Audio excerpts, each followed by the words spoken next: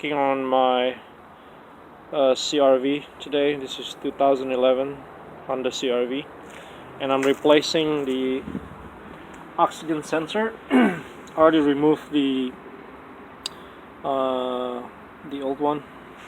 As you can see, it's a little bit busted. This is the new one. The new one's a little bit longer.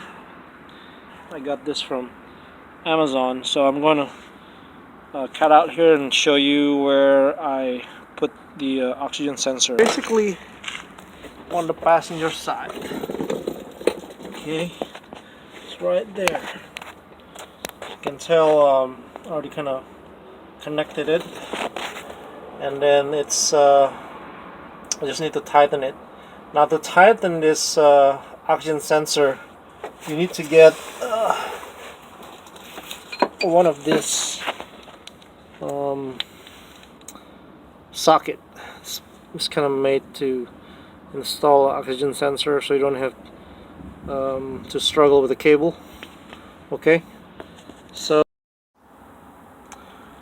this is a top view of the oxygen sensor. As you can tell, I have the socket, oxygen sensor socket.